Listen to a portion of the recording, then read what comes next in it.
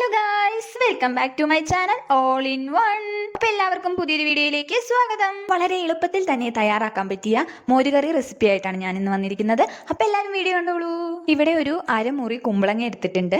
തൊലിയൊക്കെ കളഞ്ഞതിന് ശേഷം ചെറിയ ചെറിയ കഷ്ണങ്ങളായിട്ട് സ്ലൈസ് ചെയ്ത് എടുക്കാം. വെള്ളത്തിലിട്ട് നല്ലതുപോലെ ഒന്ന് കഴുകി എടുക്കുന്നുണ്ട്.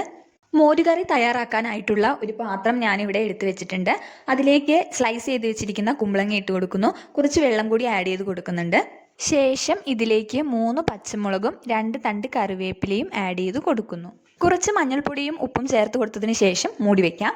കുമ്പളങ്ങ വെന്ത് കിട്ടുന്ന സമയം കൊണ്ട് ഇതിലേക്കുള്ള അരപ്പ് റെഡിയാക്കി എടുക്കാം. ഇതിനായിട്ട് ജീരകവും തേങ്ങയും ഒരു പച്ചമുളകും കുറച്ച് വെള്ളവും കൂടി ചേർത്തതിന് ശേഷം ഇതിലേക്കുള്ള അരപ്പ് അരച്ച് റെഡിയാക്കി വെച്ചിട്ടുണ്ട്.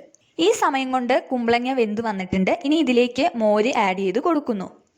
പിന്നീട് ഇതിലേക്ക് അരപ്പ് കൂടി ചേർത്തതിന് ശേഷം നന്നായിട്ടൊന്ന് ഇളക്കിയെടുക്കുന്നു. ഫ്ലെയിം ഓഫ് ചെയ്ത് കൊടുക്കുന്നുണ്ട്.